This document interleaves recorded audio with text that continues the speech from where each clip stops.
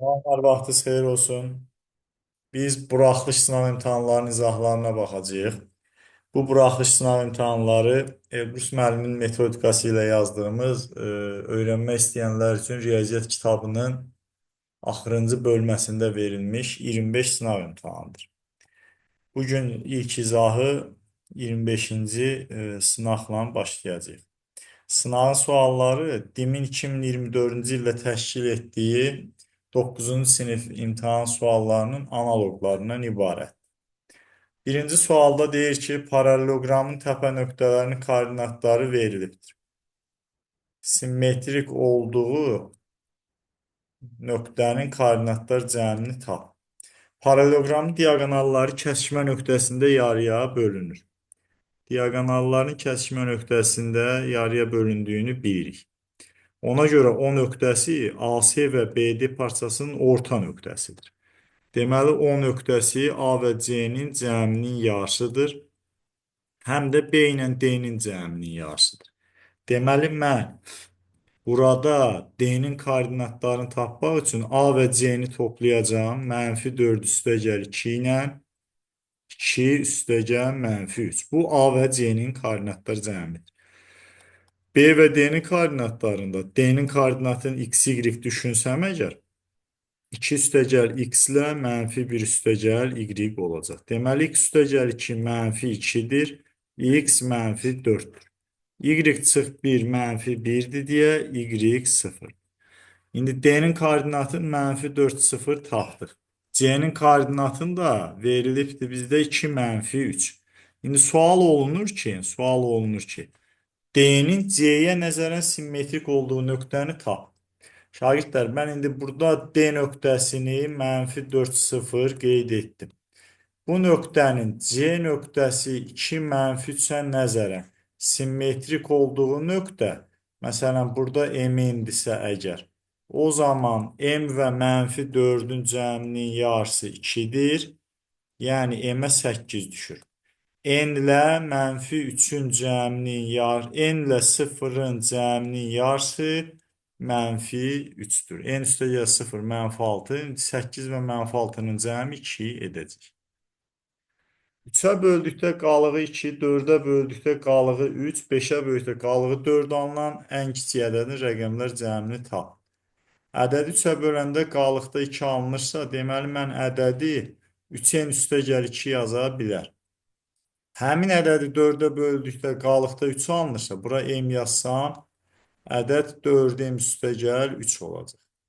Ədədi 5-ə böldükdə bir k dəfə düşüb qalığı 4 olsa, ədəd 5k üstəgəl 4 olacaq.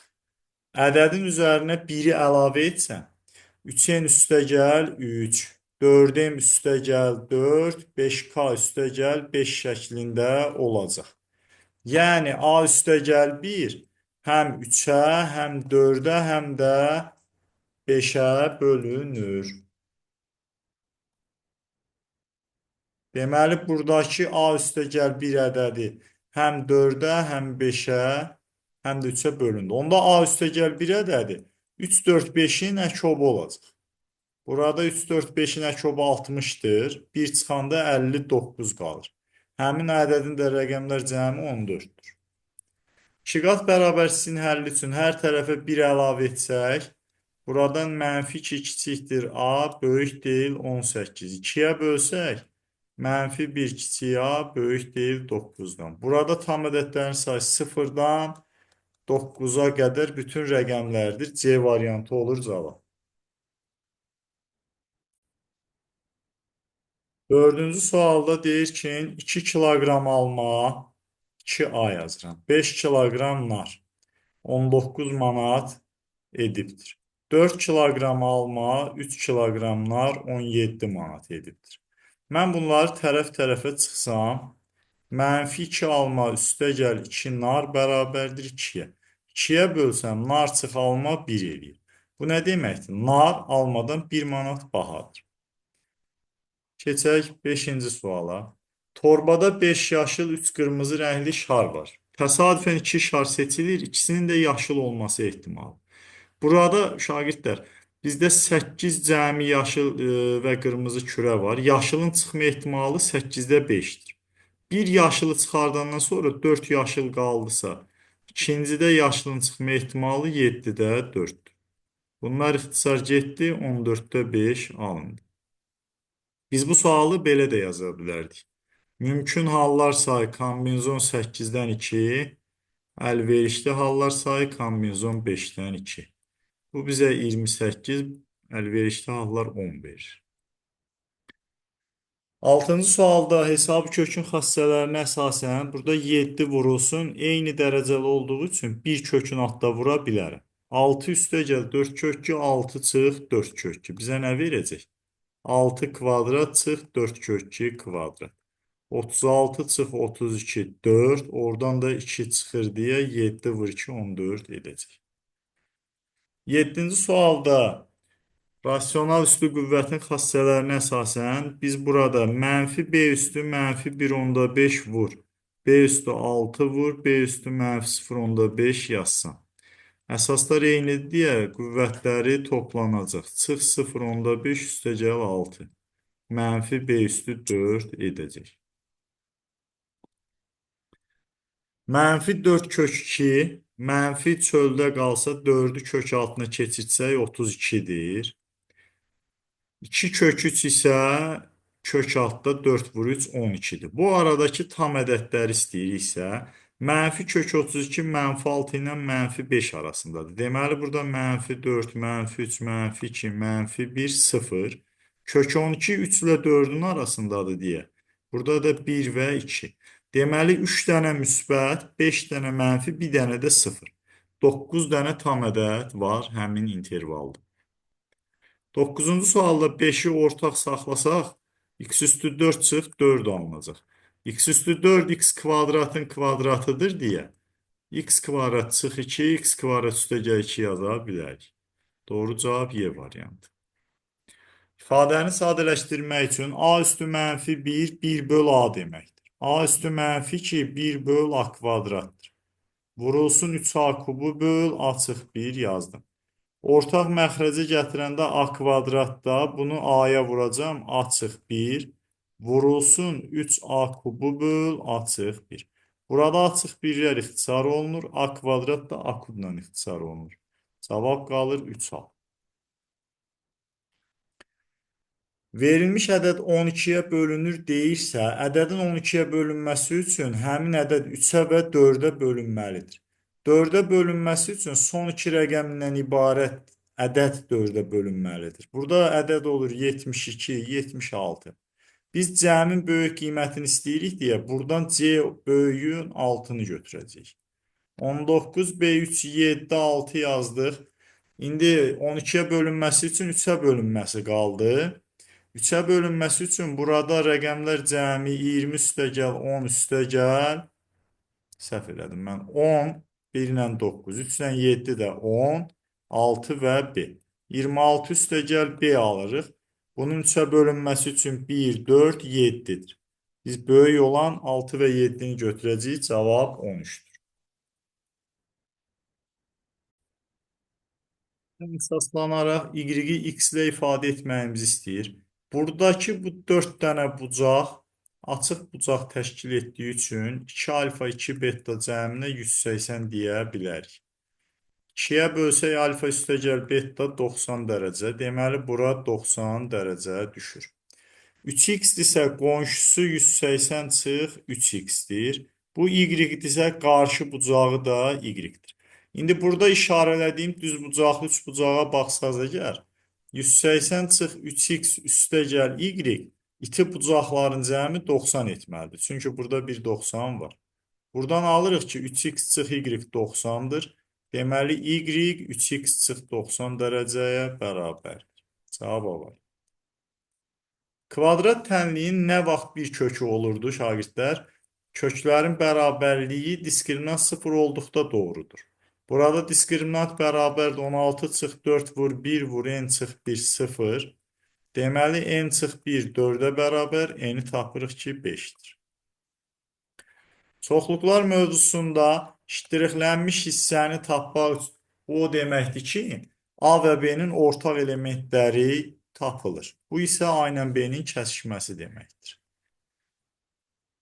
15-ci sualda yaşları 1, 8, 9 nisbətindədirsə, deməli 1n, 8n, 9n deyə bilərik. 4 il sonra bu ailə üzvlərinin yaşlarının hərəsi 4 vahid artır. N üstəgəl 4, 8n üstəgəl 4, 9n üstəgəl 4, 66-dır. Buradan 18n bərabərdir 54, deməli n-i tapırıq ki, 3-dür. Böyük ailə üzvü 9 vur 3 neçə eləyəcək? 27 edir. Bizim kitabın şagirdlər sınaqlar hissəsində boş hissələr var. Bəzən ortalarda bu tipli nəzəri faktlar sual şəklində qoyulubdur. Şagirdlər yəni imtahanı yazdıqda bu tipli suallara cavab verir. Məsələn, kvadratik funksiyanın qrafikin simmetriya oxu necə tapılır? Elə 16-cı sualın üzərində mən simmetriya oxunu çəkəcəm. Baxın, burada simmetriya oxu buradan keçən dik xəttdir. Bu, bunun parabolanın təpə nöqtəsinin apsisindən keçir. Həmin apsisi tapmaq üçün də mənfi b bölü 2a düsturundan istifadə edirik.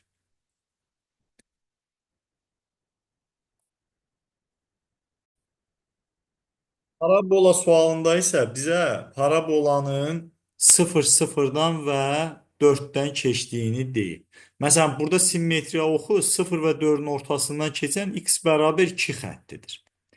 İndi bizdən 2 mənfi b üzərində yerləşdiyini deyib, deməli biz bu mənfi b yazılıb b-ni tapmalıyıq. Köklərin 0 və 4 olmağı parabolanı bizə icazə verir ki, a vur x çıx 4 şəklində yazaq. İndi x-ə 5 yazanda y-in qiyməti 10 edir. Ona görə 5 vur a vur 5 çıx 4 yaza bilər. Buradan a-nı tapıram ki, 2-dir. Deməli fx funksiyası 2 vur x çıx 4 şəklindədir. İndi x-ə 2 yazanda f-in 2-dəki qiyməti nə edir? 4 vur mənfi 2, mənfi 8. Deməli, mənfi b, mənfi 8-dir. O zaman b cavab olacaq 8. Növbəti suala baxırıq. Düzbucaqlı üçbucağın iti bucağın 32 dərəcə verir. Deməli, digər iti bucaq 58-dir. Onda bu bucağa düşür nə qədər?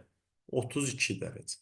İndi burada düz bucaqdan çəkilmiş tənbölən dediyi üçün bu tənböləndirsə bura 45, burada 45 olmalıdır. O zaman 32 üstəgəl x-ə 45 yazsam, x-i taparıq 13 dərəcədir. Biz şagirdlər bunun üçün düsturlar da deyə bilərik ki, hipotenuza çəkilmiş hündürlüklə tənbölən arasındakı bucaq. Tənbölənlə median arasındakı bucaq bərabərdir. Məsələn, iti bucaqlara A, B desək, iti bucaqlar fərqinin yarısın. Hündürlüklə median arasındakı bucaq isə iti bucaqlar fərqinin moduludur. Kater çayın axını ilə 27 km/saat yol gedib. Axına qarşı isə 13 km/saat yol gedib. Axınla gedəndə katerin sürəti v kater üstəgəl v çay. Mən v kater üstəgəl v çaya 27 yazıram. V kater çıx v çaya isə 13 yazıram. Bunları tərəf-tərəfə çıxsam, 2 dənə v çayı tapacam 14. Deməli, çayın axın sürəti 7 olacaq. Bu sualda çevrədə kəsənlə toxunan arasındakı bucaq üçün bizim düsturumuz belə idi ki, 108 ilə alfanın fərqinin yarısı. Deməli, 108 çıx alfa 36-dır, alfa 72 dərəcə. Bunu yazmaq üçün biz belə də bir iş görə bilərdik. Məsələn, buranı birləşdirərdik. Bu 108-dir deyə bura düşərdi 54. 54 olanda bu bucağa düşür nə? Xarici bucaq kimi bura x yazsam, x ilə 18-in cəmi 54-dür, x 36-dır. Daxili bucaq, daxilə çəkilmiş bucaq və ya toxunanla vətər arasındakı bucaq. Gördüyü qövsün yarısı. Buradan cavab 72 tapılır. Düzbucaqlı paralelipedin ölçüləri 1, 2, 3 şəklindədir. Biz bura perpendikulyar qoyub D-ni axtarsaq əgər, Pifaqor teoremi ilə biz oturacağın diaqonalın kök 10 vur n taparıq. Sonra d-nin kvadratı 2n kvadratla kök 10 vur n-in kvadratlar cəmidir. Bu eləyəcək 4 vur 14, 4n kvadrat üstə gəl 10n kvadrat. Buradan n kvadratı 4 tapırıq, deməli n 2-dir. Paralelipedin həcm düsturu 2 vur 6 vur 4'tür. Yəni 48 edir. Perimetri 70 olan paralelogramın tənböləni AK'dırsa, onda çarpaz bucaq burada alfa olacaq. Deməli, burada bir dənə də əlavə məlumat BK-nın KC-nin 2 misli olmasıdır. Mən bura 1M desəm, bura 2M düşəcək. Alfa alfa olduğu üçün AB də 2M'dir. Deməli, AD-yə də 3M yazsam, perimetr 2 dənə 2M ilə 3M'in cəmidir. 70 elədiyi üçün M neçə tapılır? 7. BK neçə eləyir? 2 vur 7, 14. 22-ci suala baxırıq. Burada ABN ilə NS'nin nisbətin 2-nin 3-ə nisbətində verim. Sahə ilə bağlı əvvəlcədən onu qeyd edeyim ki, şagirdlər bəzən səhv salır. Baxın, mən burada bir boşluqda, burada bunu izah edəcəm. Deməli, əgər bir üçbucaq tutaq ki, belə çəkilib A, B, C. Daxilində bir D nöqtəsi də verilibsə. S1-in S2-yə nisbəti, S1-in S2-yə nisbəti AD-nin DC-yə nisbətinə bərabərdir. İndi burada niyə belə olduğunu izah edirəm. Mən buradan hündürlük çəkmiş olsam, artıq bu üçbucağı üçün də, məsələn, bura A, bura B desəm, S1 bərabərdir A vur H böl 2-yə, S2 bərabərdir B vur H böl 2-yə. Bunları böldükdə hündürlüklər ixtisar gedəcək, AD böl DC qalır. Bir dənə məqamda, məsələn, bunu qeyd eləyək ki, tutaq ki, ABC üçbucağı oxşardır A1, B1, C1-ə. Artıq oxşarlıq verib. Məsələn, mən bura B, B1 desəm, S1-in S2-yə nisbəti, S1-in S2-yə nisbəti artıq necə olacaq? Uyğun tərəflər nisbətinin kvadratı olacaq. Məsələn, maraqlı bir faktdır bu. Trapesiya mövzusunda tutaq ki, trapesiya mövzusunda ABCD qeyd olunub. Tutaq ki, AC-ni çəkibsə. Rəngin dəyişək. Kiçik oturacağa, böyük oturacaq B-dirsə. SABC-nin SACD-yə nisbəti A böl B-yə bərabərdir. Çünki hündürlük buradan çəkilir H. ACD üçün hündürlük çəkilir, artıq bu da H-dır. Deməli, mən bura S1 desəm, S1 A vur H böl 2-dir. ACD üçbucağında B vur H böl 2-dir. H böl 2-lər ixtisar getdi. Amma trapesiyanın indi 2 diaqonalını çəkirəm, baxın. Bu faktları şagirdlər gərək diqqətli olsun. Trapesiyanın artıq 2 diaqonalını çəkib, bura AB desəm. Məsələn, O nöqtəsini qeyd eləyirəmsə, artıq burada üçbucaq BOC, üçbucaq BOC, üçbucaq AOD-yə oxşardır. O zaman BOC-nin AOD-yə nisbəti A böl B-nin xaricdən kvadratı olacaq. Çünki artıq burada bu iki fiqur oxşardır. Məsələn, mən bura S1, bura S2 desəm. Burada kəpənək dediyimiz, qum saatı dediyimiz üçbucaqlar yaranır. Bu qeydləri dedikdən sonra qaydaq biz buradakı 22-ci sual. İndi burada mən S1 deyirəm. S1-i tapacağım ki, iki tərəf arasındakı bucağa görə 2-də 1, 6 vur 8 vur sinus 30 dərəcə. 24 vur 10 2-də 1, 12 edir. Mən bura 12 yazdım. Bura S2 desəm. Artıq hündürlükləri eynidir deyə. S2-nin S1-ə nisbəti 2K-nın 3K-ya nisbətidir. Ona görə S2 bölünsün 12 3-də 2-dir. Burada 3 və 12 ixtisar gedir. S2-ni tapıram 2 vur 4, 8. Deməli, ABC üçbucağının sahəsi 12 üstəgəl 8, 20. 23-cü suala baxaq. Tənlik qurmaqla məsələ həllidir. Həll tələb olunan suallarda bir sual həmişə bu şəkildə düşəcək. Birinci gün yolun 0,2 hissəsini getdisə, deməli yola Y yazsam 0,2 Y gedildi. Bu birinci gün. İkinci gün qalan yolun, yəni 0,8 yolun 10,6 hissəsi gedildi. Bu da %48 edir. İkinci gündə %48'i gedildi. Bundan sonra qalan yol 800 kilometr. Yolun hansı hissəsi olur? Bu %68'i gedilibsə, deməli %32 deməkdir. Yolu buradan tapacağıq ki, biz 800 böl, %32'ni də mən 32 böl 100 yazıb 4'e ixtisar aparsam, buradan 25'te 8 olacaq. 8 ilə də 800 ixtisar olunur. 100 vur 25. Cavabı 2500 qeyd etsəm, səhv çıxacaq. Çünki birinci gün nə qədər yol getdiyini soruşur. Birinci gün 2500 kilometrin 0,2 hissəsini gedibdir. Cavab 500 kilometr olacaq. 24-cü sualda çevrə tənliyinin mərkəzi 1,2-dir, radiusu 5-dir. Mərkəz 1,2-dirsə, onda mən çevrə tənliyini x çıx 1 kvadrat, y çıx 2 kvadrat bərabərdir 25 şəklində yaza bilər. Bu çevrə tənliyinin kanonik formasıdır. Biz bunu açıq şəkildə yazsaq, 1,2 radius 5-dirsə, iki nöqtə arasında məsafə düsturundan gəlir də bu çevrə tənliyi. Yəqin ki, onu bilirik. Biz müxtəsər açsaq buradan çıx 2x üstəgəl 1, y kvadrat çıx 4y üstəgəl 4, çıx 25 bərabər 0. Alırıq x kvadrat çıx 2x, y kvadrat çıx 4y çıx 20 bərabərdir 0. İndi bizə verilən hissəyə baxın şagirdlər. Burada çıx ax-dir, burada çıx 2x-dir. Deməli a2-dir. Üstəgəl by burada çıx 4y-dir. Deməli b mənfi 4-dür. Üstəgəl c-dir, çıx 20-dir. Deməli c mənfi 20-dir. Bunların cəmini istəyir, cavab mənfi 22-dir. 25-ci sual da tənlik qurmaqla məsələ həllinə aiddir. Su çənini boşaldan borunu açdıqda dolu çəni 20 dəqiqəyə boşaldır. Digəri isə 15 dəqiqəyə doldurur.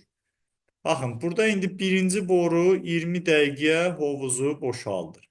İkinci boru çəni 15 dəqiqəyə doldurur. Bunların birgə nə qədər müddətə hovuzu çəni doldurduğunu tapmaq üçün x yazır. Bir dəqiqədə hovuzun çənin 20'də 1 hissəsini boşaldır. 15 dəqiqəyə doldururdursa, 1 dəqiqəyə 15'də 1'in dolduracaq. Ümumi x dəqiqədə iş bitirsə, 1 dəqiqədə x-də 1'ini doldurmuş olacaq. Onda x-də 1 bərabərdir 15'də 1 çıx 20'də 1 yaza bilər. Buradan x-də 1 ortaq məxrəc 60, 4 çıx 3 yazacağım. X-i tapıram 60. Deməli hovuz 60 dəqiqədə, yəni 1 saatda dolmuş olur. Amma sualın axırını diqqətlə oxumalıyıq ki, çənin yarısı neçə saata dolar. Ümumiyyətlə, mən şagirdlərə bəzən yarı zarafat, yarı ciddi deyirəm. Sualın xəbər hissəsinin altında xəbərin işarəsini qoyun. 2 qoşa xətti çəkin ki, yəni neçə saata dolar. Nə dolar? Çənin yarısı. Cümlənin axırına gərək diqqət eləyəsiniz. Bizim sınaqların hər birinin axırında bu tipli əlavə köməkçi məsələlər var. Bu sualları da burada həll eləyək. Biz bu bərabərliyi əvvəlcə tərəf-tərəfə toplasaq ikisini, x-y taparıq ki, 16'dır. X-y 16 yazdıqda, y çıx x-i taparıq 5. Deməli, biz burada, daha doğrusu səhv elədim mən. Burada baxın, 16 üstəgəl y çıx x 11, deməli, y çıx x mənfi 5'dir. Onda x çıx y 5 tapır. 16 və 5'ə bölünür, cavab 3/2. İkinci sualda AB-ni AC-yə bərabər verir. Aha. BAC-ni 72 dərəcə verir. Deməli, şagirdlər, biz bu sualın həlli üçün buna radius desək, bu da radiusdur. Biz buranı birləşdirsək, bu da radiusdur. Bura alfadırsa, bu qövs alfa, onda bu qövs də alfadır. Deməli, bu iki üçbucaq, üçbucaq AOC kongruentdir üçbucaq AOB-yə. Yəni, buradakı AO tənböləndir. 72-ni 36-36 böləcək. Baxın, bura 36-36 bölündü. İndi burada 36 olduğu üçün, axı bərabər yanlı üçbucaqdır. Alfaya qalır 108 dərəcə. Belə. Bütün vətən övladlarına imtahanlarda uğurlar arzulayırıq.